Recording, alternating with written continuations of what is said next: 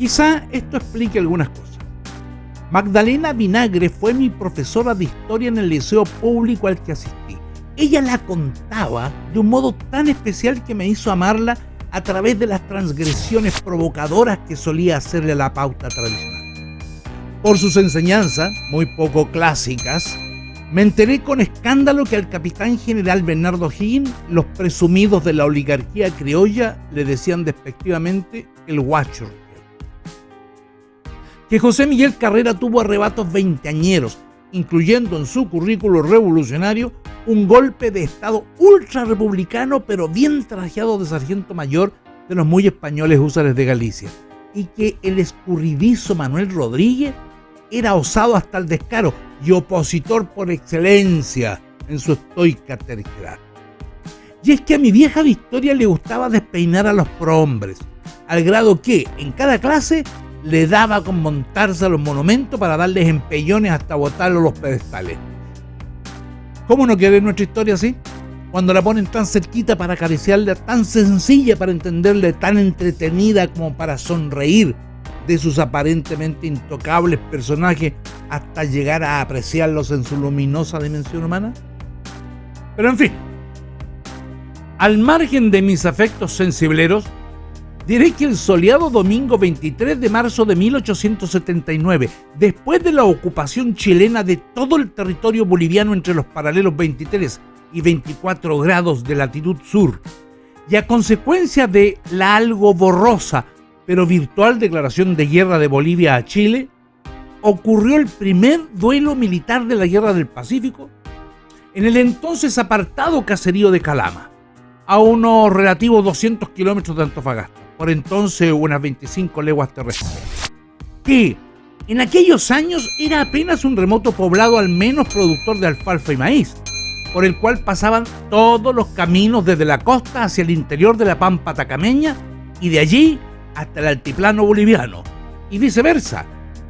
que de repente, y desde el 1 de marzo, logró inusual importancia para el alto mando militar chileno por tratarse de una intersección de rutas de interés en la llamada línea del Loa. El muy pequeño combate, seamos francos, adquirió algún renombre en la historia por, según estimo, dos sucesos destacables. Uno fue, reiteramos, por ser la primera acción de guerra en el conflicto y primera solo entre chilenos y bolivianos, si quito escaramuzas y tiroteos. Además, único combate en la campaña militar número 1, la de Antofagasta. Y en segundo lugar porque, a propósito de puntos de vista encontrados, inauguró para la Guerra del Pacífico y hasta el fin del conflicto una renovada etapa de suspicacias y prejuicios entre civiles y militares que, estando presente desde la guerra civil de liberales y conservadores en la década de los años 20 y la dictadura en los años 30 del siglo XIX, se profundizó hasta derivar en una disputa francamente sideral que todavía tiene secuelas, al menos académicas. La cuna de los cucalones, por decirlo de otro modo. Escondida tras el humo de una acción de guerra tan pequeña, estaba la puerta entreabierta para la entrada de los paisanos críticos del accionar militar que tomó enorme trascendencia. Pero, para entrar al tema de la pelea entre rojos y azules, comenzaremos por darle contexto para dilucidar las razones que indujeron al comando chileno para la toma de Calama y luego sus repercusiones. Si me siguen hasta el final con su cafecito listo, pero les narraré con datos cómo se produjo, cómo se desarrolló el combate y la entrada, solo la entrada de la criatura, o si se quiere, el pequeño monstruo de la intromisión civil en los asuntos militares, digno de ser contado en otro video especial. Soy Fabián Berrío Villalón y llegó el momento de penetrar en el combate inaugural de la fase despiadada de la Guerra del Pacífico, o lo que uno de mis profesores de alto rango del Diplomado de Historia de la Guerra del Pacífico reputó como la parte entretenida del conflicto, en el que llegaría a ser uno de los más feroces de Sudamérica, con antecedentes que, reitero y como siempre, muy pocos se han atrevido a exponer.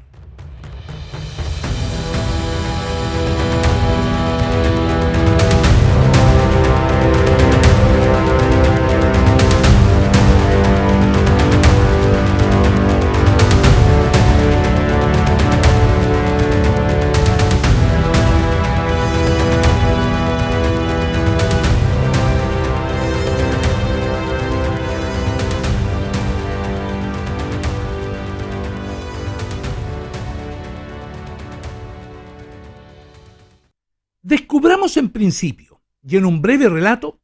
el contexto más amplio de lo que desembocó en el combate de Calama.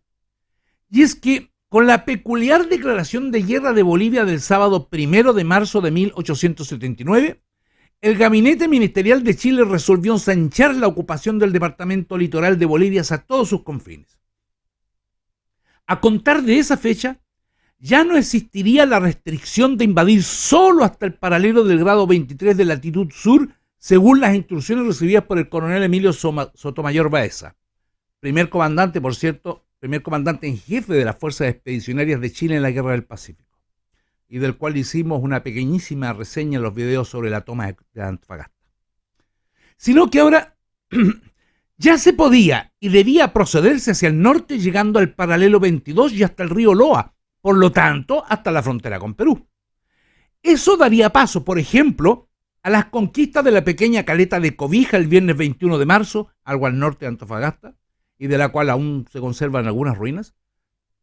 y de Tocopilla el sábado 22. Por supuesto, en la ecuación también entraba en la sentencia de ocupación el pueblito de Calama y la llamada línea del Loa, que, desde la llegada del ministro de Guerra y Marina, coronel Cornelio Saavedra Rodríguez, comenzaría a adquirir una importancia que la pondría en la tabla prioritaria de las decisiones. Y es que, para mediados de marzo de 1879, el coronel Sotomayor tenía la convicción que el Valle del Loa, al interior del desierto y pampa Atacama en su espacio antofagastino, adquiría una importancia vital para contener la potencial irrupción de tropas bolivianas con el objetivo de reconquistar el litoral perdido. Y además, a juicio del coronel, por la previsible entrada del Perú en la guerra, vista por todos como inminente, que podría convertirse aún más probable si acaso los ejércitos aliados se decidían a reunir los batallones de Bolivia, venidos del altiplano con las fuerzas peruanas de Tarapacá, para atacar el acantonamiento chileno en Antofagasta, y que, con certeza, pensaba Sotomayor, ese contingente expedicionaría por los accesos del valle, ya que era, según conjeturaba, la ruta más apropiada para esta maniobra por la existencia de caminos transitables para la tropa y la artillería, porque tenía pasto para caballos y mulas, entre otras facilidades que este camino brindaba. Así lo hizo ver el coronel Sotomayor al ministro Saavedra, que, estando en el mismísimo teatro de operaciones de la campaña, o sea, en el campamento antofagastino, aceptó de buen grado la sugerencia, pidiendo al gobierno el reforzamiento de las tropas nacionales y el permiso correspondiente para poder proceder militarmente en la línea del Loa, lo cual hacía forzosa la ocupación de Calama, que era, al decir del comandante Sotomayor, comillas, el punto más importante por ser el que todos necesitan, ya sea de la costa al interior o de este a la costa, cierro las comillas. Para complemento de la preocupación y prueba indesmentible de la aseveración, los informes indicaban que en el Villorrio empezaban a concentrarse un montón de bolivianos que, en definitiva, serían comandados por el abogado Ladislao Cabrera, alcanzando unos 135 individuos entre jefes, oficiales, soldados, policías y paisanos, salidos de los territorios por ocupar o ya ocupados, armados con algunos de los 109 fusiles, rifles y escopetas de diferentes sistemas que lograron acopiar, y otros que lucharon con lanzas, cuchillos o bayonetas, según los propios informes bolivianos, donde dicen haber gastado incluso 2.200 tiros contra los chilenos. Aunque en esos momentos estos detalles no existían. Lo cierto era que desde el domingo 16 de febrero en la noche, después de la toma del puerto de Antofagasta, se sabía que iban llegando poco a poco los grupos procedentes de los diferentes distritos abandonados ante la ocupación chilena. Desde el Mineral de Caracoles, ocupado por Chile el 16 de febrero al mediodía, el subprefecto de esa localidad, coronel Fidel Lara, asomaba con 23 de sus hombres, de paso comunicando a los calameños que Antofagasta estaba ocupada. Al día siguiente se sumaría la columna Caracoles del teniente coronel altiplánico Emilio Delgadillo, todos los cuales, junto al subprefecto de Calama, José Santo González Prada, se dieron la tarea urgente entonces de acumular pertrecho, 2 días más tarde llegaría el doctor Ladislao Cabrera, por cierto, que, vía elecciones para formar una comisión, hace cabeza de una junta con 3 jefes, un triunvirato, junto a Eduardo Avaroa y Fidel Carranza, siendo secretario de ese triunvirato Andrés Lizardo, preparándose para crear la Fuerza Armada que hiciera resistencia a la invasión. Esa es la idea, al menos. Con el nombramiento oficial del ahora coronel Cabrera en el puesto de jefe político y militar de Atacama y Calama, entre fines de febrero y mediados de marzo, el plan estaba concluido y todas las designaciones ya hechas entre los individuos que permanecían en el destacamento, a la espera de las órdenes desde La Paz para luchar de guerrillero en las áreas ocupadas por el ejército chileno. Entre las primeras medidas tomadas, además de enviar un mensajero a Tacna para solicitar al cónsul boliviano Manuel Granier que enviara instrucciones del gobierno y la remisión de armas y municiones, se constituyó el mando de la localidad y la distribución de la pequeña milicia boliviana según los puntos que debían defenderse y que veremos más adelante. Para el mando chileno, por lo tanto, la operación se hacía indispensable. Ya el jueves 13 de marzo escribía el ministro Saavedra al presidente Aníbal Pinto Garmendia que, según dijo, desde el día 8 tenía noticias de la salida desde Iquique de 500 hombres montados hacia Calama y que en la ribera del río Loa se organizaba alguna fuerza. Incluso al día siguiente, el 14 de marzo, nombra al ayudante mayor y capitán de cívicos Ramón Spech, subdelegado suplente de Caracoles, para que marchara a la localidad de Calama y exigiera la rendición de esa plaza. Y ya con vehemencia, Saavedra volverá a insistir al presidente que, según los datos que tenía, la fuerza boliviana que venía sobre Antofagasta era de unos 3.000 hombres, teniendo motivos para creer que esas tropas contaban con el apoyo peruano, aun cuando el Perú tenía en Chile, desde el martes 4 de marzo, un diplomático parlamentando como enviado especial, diciendo actuar de neutral en misión de paz, lo que se conoce como misión Lavalle, que por cierto, pueden decirme en los comentarios si desean un video dedicado al tema. Y por cierto, también en esa fecha, cuando los peruanos aún no declaraban guerra alguna, lo que ocurrió recién el 6 de abril de 1879, al proclamar el casus belli y la ejecución del tratado defensivo con Bolivia. El argumento de Saavedra, respaldado por ciertos informes de inteligencia que decía tener, por lo demás, salvo detalles bastante incompletos y poco confiables, era que en Iquique había 1.000 hombres de tropa peruano preparando cuarteles para fuerzas superiores y agrupadas en ese lugar para realizar, en un momento dado, la unión con el ejército de Bolivia y que, por lo tanto,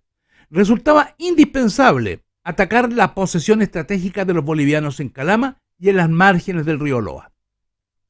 Según el ministro, ya contaba con las facilidades para apoderarse de Calama, pero que lo detenían las reuniones chilenas con el enviado peruano José Antonio de la Valle porque podrían entorpecer los arreglos. Decía incluso al gabinete en Santiago, comillas, mediten ustedes la cosa, porque no quiero asumir por mí mismo esta responsabilidad. Cierre de comillas. En la polémica, terció con bastante lucidez el presidente de la República, Aníbal Pinto Garmendia, argumentando con diversas consideraciones que la tal línea del Loa era poco importante, sobre todo porque él estaba inclinado a juzgar que la guerra tendría su primer y principal escenario en el mar. Abro comillas. Agresión del interior, le indicaba Pinto a Saavedra, no debemos esperarla. Cada día me persuado más de esto. La primera campaña con el Perú será marítima. Vencedores nosotros en el mar, el campo de batalla será el Perú. Cierre comillas. Opinión de Pinto. Y es que en realidad todavía no se inauguraba oficialmente la temporada de la posterior disputa cívico-militar que en esa fecha ni siquiera asomaba por el horizonte, siendo así que el gobierno dispuso que la solución del tema línea del Loa fuera puesto a la consideración definitiva de los coroneles Saavedra y Sotomayor, confiando en el fallo profesional del mando operativo táctico. Y por tanto, Pinto y los ministros no se opusieron al plan y dejaron hacer. Entonces, soslayando la opinión del presidente, los dos coroneles organizaron la fuerza militar que debía operar sobre Calama y el coronel Sotomayor. Al llegar la información del capitán Specht, enviado a Calama, ¿se recuerdan?, para pedir la rendición de Calama,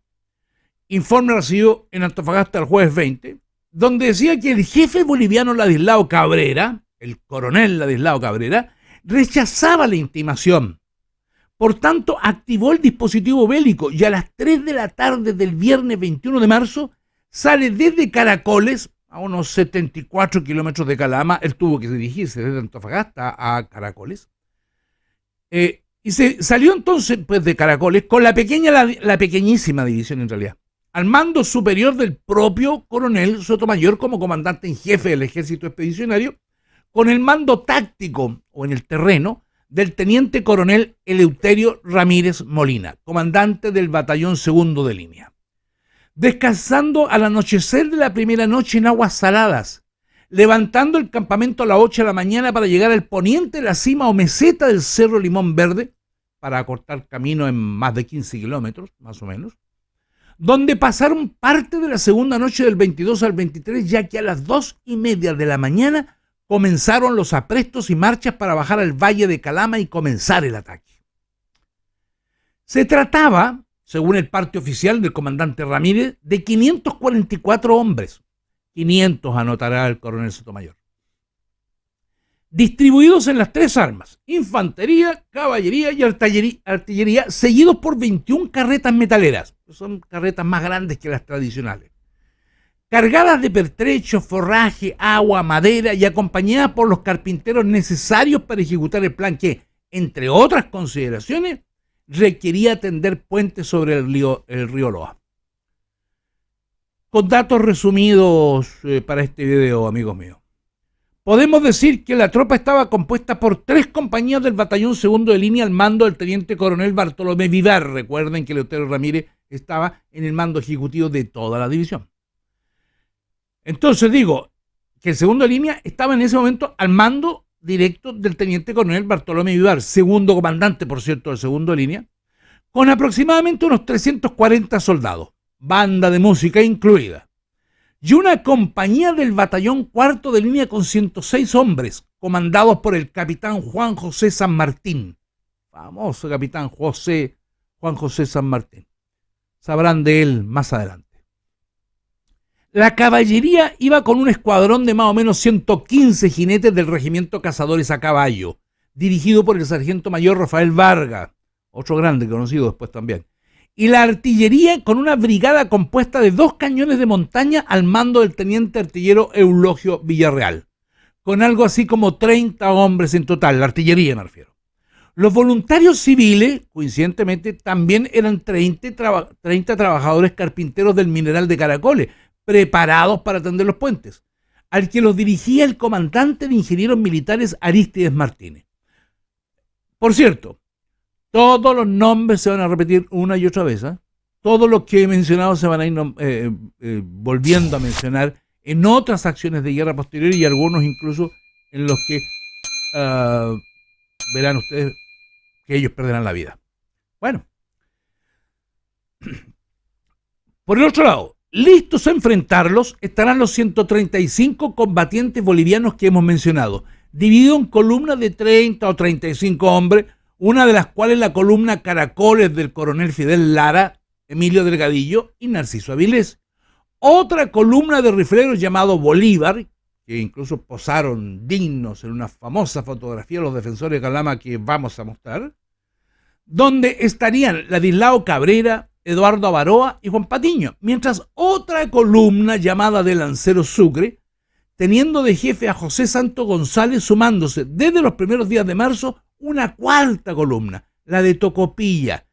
En tanto, la jefatura de Estado Mayor la asumía el coronel Gaspar Jurado en el comisariado de guerra y encargado de la logística, por tanto, el secretario Taborga, que ya mencionamos, con el doctor Gregorio Saavedra de cirujano y Eugenio Patiño de inspector de policía. Por cierto, 4 días antes del combate ingresó a Calama el ex prefecto de Antofagasta, coronel Severino Zapata, el que mencionamos lo de la toma de Antofagasta. La variopinta organización de este puñado de gente boliviana de todos los oficios juntó armas, pertrechos, alimentos y dinero reunidos por la población o enviados de otros pueblos y apoyados por comerciantes, entre otros por la conocida empresa comercial en Calama de Artola Hermano, la que fabricó lanzas y recompuso viejos clarines de combate, mientras gentes en pequeños grupos aumentaban el contingente. Puestos manos a la obra, dispusieron el resguardo de caminos y la defensa de los 3 puntos considerados más sensibles: los puentes y pasos ovados sobre el río Loa, conocidos de este a oeste como Yalquincha, Topáter y Carvajal, Carvajal también conocido como La Guaita, en un frente hacia el sur de unos 8 kilómetros entre Yalquincha y Topáter, rodeando a Calama en semicírculo, cuya planicie poblada era de unos, en esos tiempos, 3 kilómetros cuadrados. Para dificultar el ingreso al pueblo, el coronel Cabrera ordenó destruir 2 de los pasos, dejando solo el de Topáter, donde estaría parte de la columna de caracoles de Fidel Lara, y entre ellos Eduardo Avaroa al mando de 2 rifleros. Aun cuando aparecen como columna, los bolivianos en el proceso mismo del combate debieron hacer una serie de cambios, así que por tanto no necesariamente determinados hombres que estaban designados en determinado lugar significa que lucharon solo ahí y nada más que ahí. Tuvo que mover gente de un lado para otro, la defensa, etc. En Carvajal habría una quincena de los soldados de Lara y en Yalquincha un número similar. El resto de una reserva que no lo era, porque en realidad no tuvieron reserva, de los hombres estaban esparcidos en puntos equidistantes en el frente que hemos mencionado.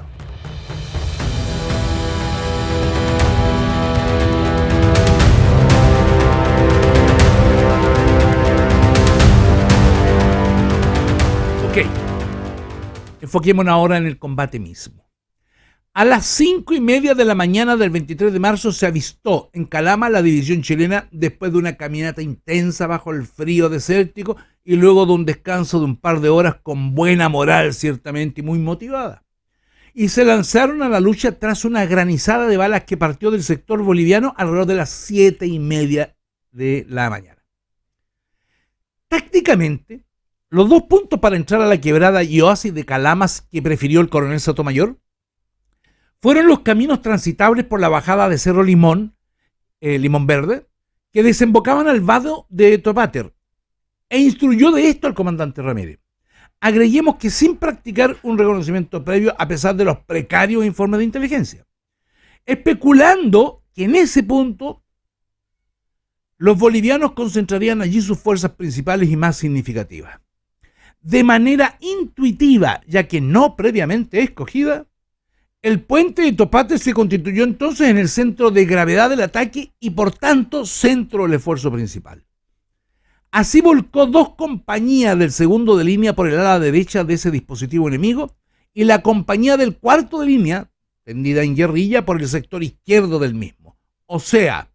casi la totalidad de la infantería. En tanto dispuso que los cazadores a caballo se desplegaran en 2 partidas, con una por el poniente, específicamente el suroeste, para cerrar el camino hacia Tocopilla, y el otro para sellar la salida hacia Chiu Chiu, al oriente, ¿no? Así cubriría con caballería los vados de Carvajal o La Guaita y Yalquincha. Sin embargo, el tiroteo no comenzó en Topáter, según lo planificado, sino hacia el oriente, más precisamente al sureste, donde la partida de jinetes al mando del alférez de caballería, Juan de Dios Quesada, cruzando el Loa por unos tablones puestos por los voluntarios de Martínez, con un mínimo de apoyo de la infantería del cuarto de línea a retaguardia, recibió la primera andanada de los fusileros bolivianos de Avaroa, Lara y Delgadillo sin sufrir bajas,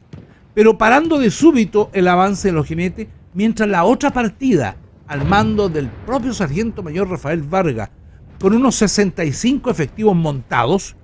guiada por un poco confiable oficial boliviano prisionero que, según el parte oficial de Vargas, prácticamente los llevó a una emboscada, avanzó hacia el vado Carvajal adelantándose al apoyo de los infantes de segundo de línea. Se fue delante de la infantería, que eran los infantes de la compañía del capitán Arrate Larraín,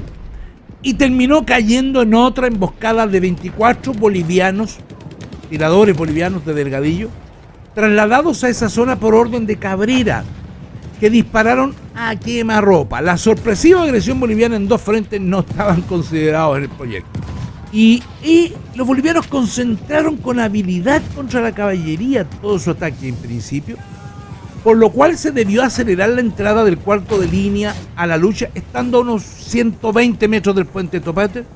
siendo apoyados por una batería de artillería al mando del teniente Villarreal desde una loma del cerro de Topate, que al final disparó 3 cañonazos, uno de los cuales sobre la casa del Estado Mayor boliviano. Y apresurando las órdenes al ingeniero Arístides Martínez para construir un puente, el que, revisando al vuelo las márgenes del Loa, eso hizo Martínez, ordenó tender a los carpinteros algo al oeste,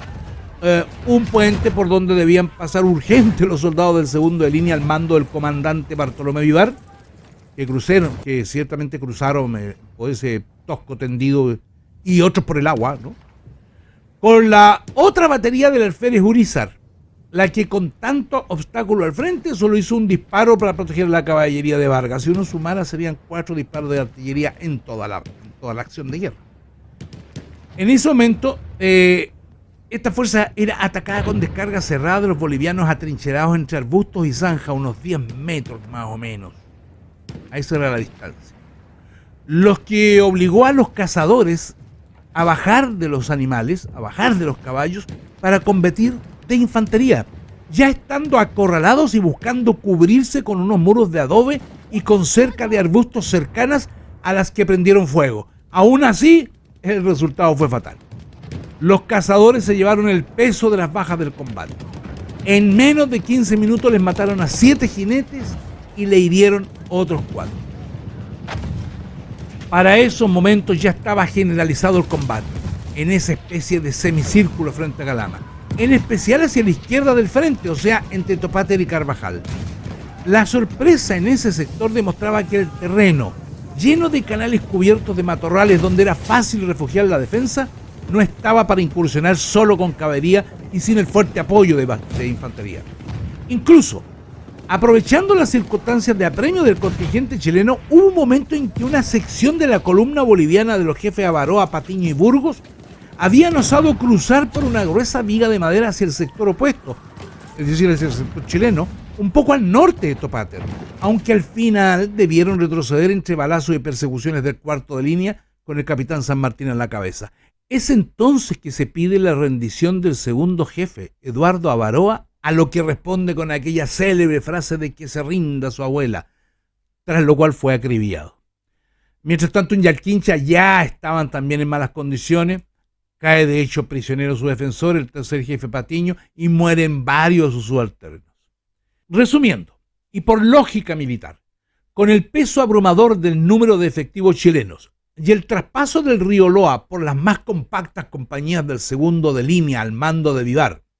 y el apoyo por la derecha de los del cuarto de línea del capitán San Martín, se estabilizó el frente hasta dominar al enemigo en Topáter, que, con las otras fuerzas del segundo de línea al mando de Eleuterio Ramírez, entradas al combate en Carvajal para empujar a los defensores hacia el Villorrio, marcaron el principio del fin de la resistencia en los 3 vados, acelerando el avance hacia Calama y acercando la hora de la decisión que, en definitiva, sería alrededor de las 10:30, con la toma completa de Calama a las 11 de la mañana. Una persecución a los bolivianos en fuga no tuvo resultado alguno, por cierto. Veremos ese tema más adelante en otras acciones. Esta acción de guerra selló en inusitadas 3 horas y media la ocupación de la provincia e inauguró su permanencia definitiva bajo soberanía chilena. Abro comillas.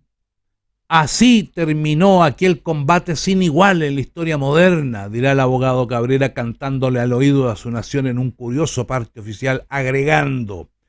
135 hombres mal armados defendiendo una línea de más de 3 millas contra un ejército compuesto de 1.400 a 1.500 hombres con las mejores armas que se conocen. Cierre comillas.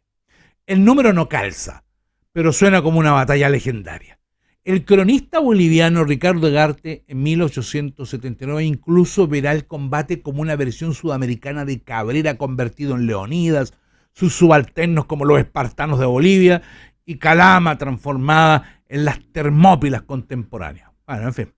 El balance final de aquel día para las tropas chilenas fue de 7 jinetes del Cazadores muertos, 5 heridos, 4 de caballerías y 1 del segundo de línea, sin contar algún otro entre los leves. Más actualizado, en su magnífico libro Los que no volvieron, de mi amigo e investigador Mauricio Pelayo, la cuenta final será de 8 cazadores fallecidos en el lugar y 1 del segundo de línea a resulta de sus heridas. En total, 9 bajas fatales. Para los bolivianos, según el recuento chileno, hubo 20 víctimas fatales, 3 heridos y 24 prisioneros, con el restante de la fuerza escapando hasta Chiuchío o dispersándose hacia otros puntos sin mayor concierto. Los bolivianos, si confiamos de sus partes, al menos no el de Cabrera, indican que fueron 16 los fallecidos. Por cierto, Calama, a contar de ese momento, tuvo al comandante Eleuterio Ramírez como jefe político militar, y en un pequeño enredo que tuvo algunas acusaciones con mala leche entre políticos y comentaristas, la noticia que llegó a Chile el 25 de marzo se mezcló con las elecciones del Congreso del día 31. Así de vieja es la costumbre. Desde luego, también hubo otro balance. Si lo estudiamos, quizás el más gravitante para el resto de la guerra: el inevitable recuento político. Este pequeñito y aparentemente lejano combate venía con una poderosa poción de veneno, pues había generado el contagio de cierta incertidumbre en las alturas políticas hasta llegar, muy pocos meses después, incluso al mismísimo poder central, el del nivel político estratégico, que principió a susurrar la inseguridad para no herir susceptibilidades militares hasta llegar a deliberar, a puerta cerrada seguro, para tomar algunas decisiones. En chispazos tímidos, cargados de cuestionamientos de algunos civiles influyentes sobre la idoneidad del mando militar, lo que desembocó a comienzos de abril de 1879 en una sorda, pero extensa y franca controversia. El inusual nombramiento de Rafael Sotomayor Baeza como comisario de la Armada y el Ejército, veremos más adelante también ese tema, como, repito, comisario de la Armada y del Ejército, en el propio frente de guerra respondía de muchos modos al deseo supremo de observar el desempeño para descubrir algún virus y aplicar el antibiótico de las alturas. Es que, comenzado el primer combate de la Guerra del Pacífico al borde del río Loa, a las puertas de Calama en las faldas del Cerro Topáter, por lo que algunos lo denominaron con ese nombre, los algo más de 500 soldados chilenos demoraron 3 horas y media, en realidad más de lo previsto, para derrotar la resistencia del exiguo contingente boliviano, debido a algunas cuestiones tácticas que luego fueron objeto de recriminaciones desde la prensa y el foro popular. La visión militar la dará años más tarde el coronel sueco y profesor de la Academia de Guerra chilena Wilhelm Ekdahl, quien opinará en su importante obra Historia Militar de la Guerra del Pacífico entre Chile, Perú y Bolivia, en 3 tomos y mapas de excelente calidad, por cierto, que, abro comillas, las disposiciones del comandante chileno para el asalto de Calama eran altamente convenientes, cierre comillas.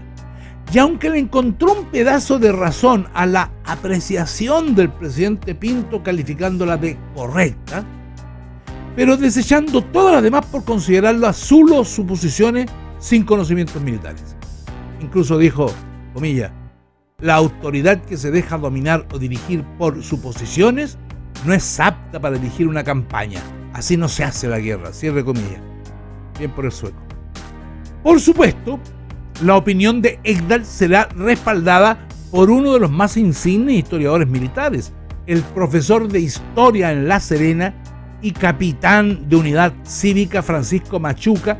que escribió 4 volúmenes de su obra, las 4 campañas de la Guerra del Pacífico, con mapa inserto que, en lo referido a Calama, además de exponer las críticas civiles a la operación, despliega varias opiniones muy propias de su estilo para condenar a los paisanos y respaldar al proceder del coronel Sotomayor. Por su parte, el historiador Gonzalo Bulnes, también contemporáneo a los hechos y máximo exponente, quizás el más respetado de todos, A través de su valiosa obra de la Guerra del Pacífico en 3 tomos que abarcan 3 periodos cronológicos, consideró al combate como nada de notable y de dudosa utilidad militar. Rematando al respecto con la perspectiva de conocer la guerra hasta su final, que la experiencia de Pinto a través de los años demostraban que él estaba en la verdad y la previsión. Como sea, el debate se instaló encima de la mesa y, con alguna temible y prestigiosa prensa encabritada, derramando cáusticas censuras a la acción de Calama y al coronel Sotomayor, el flanco más anémico de la experiencia militar, es decir, la supuesta idoneidad de los mandos del ejército para una conflagración internacional de características tan vastas y novedosas, tomaba entonces cierta consistencia en los recintos del Palacio de la Moneda y de los partidos oficialistas, estimulando grados crecientes de desconfianza y punzando la necesidad de aumentar la presencia del gabinete en las decisiones de la guerra que, en el primer gabinete de guerra como tal, encabezado por el insigne Antonio Vara desde abril, dejó varias víctimas y heridos, estampando la estirpe de los cucalones, que algunos investigadores tienen incluso hasta ahora. Después de todo, especulaban esos políticos, los reveses de los militares en el frente no lanzaría a las masas indignadas contra los portones de los cuarteles, sino que el escenario más probable era que caerían directas, sin intermediarios, a patear las humanidades del presidente en el ministerio. Para mayor irritación en los salones del palacio, luego habría otros episodios que deteriorarían aún más la relación del alto mando militar y naval con el gabinete ministerial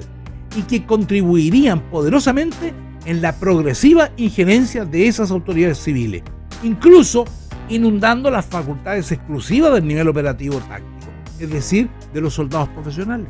Se sumarán al archivo grueso de los antecedentes las controvertidas medidas del contraalmirante Juan Williams Rebolledo en mayo con su incursión hasta el puerto peruano de El Callao, las consecuencias de la batalla naval del 21 de mayo y hacia julio de ese año el encontronazo del ministro Santamaría y los intrusos cucalones de alta connotación con el general en jefe Justo Arteaga, o después con el general Erasmo Escala y su homicidio hasta el final del conflicto. Material polémico pero sabroso para seguir presentándolo en futuros videos. Si te ha gustado el video, por favor dale pulgar arriba, suscríbete a mi canal y dale la campanita para que recibas más videos como este. Deja tus comentarios abajo para dar tu opinión o proponerme temas y compártelo con tus redes sociales, amigos y grupos interesados. Mis agradecimientos a quienes ven mis videos y se suscriben a mi canal, ya que, gracias a ellos, se hace posible la existencia de este canal donde difundimos la historia a diestra y siniestra, sus fundamentos verídicos y donde combatimos leyendas. Saludos fraternales y hasta el próximo encuentro.